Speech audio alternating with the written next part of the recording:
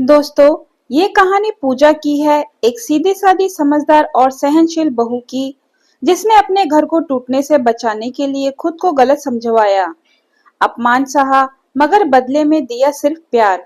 तो चलिए दोस्तों, कहानी को शुरू करते हैं।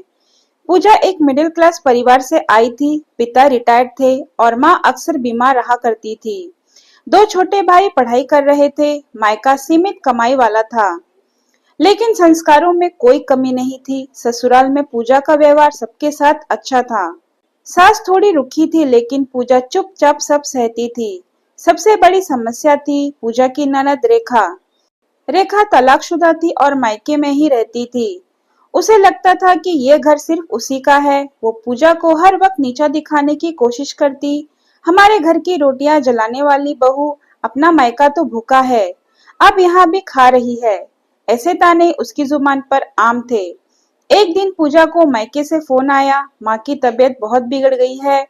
डॉक्टर ने कहा था तुरंत इलाज करना होगा वरना देर हो जाएगी।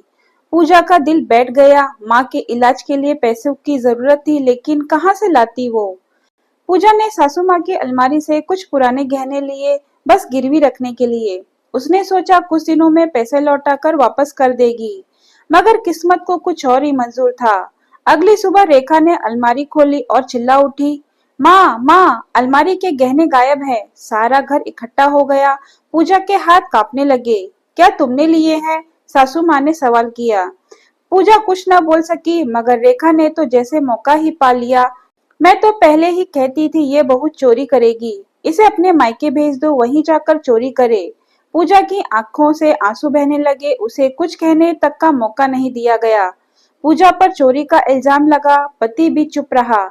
बस एक शब्द कहा, तुमने अगर सच में कुछ नहीं किया तो प्रूफ दो।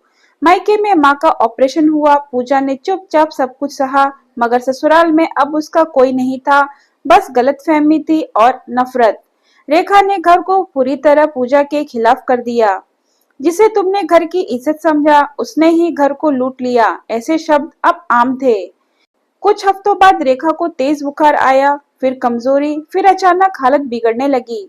डॉक्टरों ने कहा शायद ये किडनी इन्फेक्शन है, अगर तुरंत देखभाल न हो तो मुश्किल हो सकती है। पूरे घर में अफरा तफरी मच गई, मगर सबने मुंह मोड़ लिया। यहाँ तक कि रेखा के अपने भाई ने भी। उस वक्त सिर्फ एक इंसान था जो उसके पास खड़ा रहा, वो थी पूजा।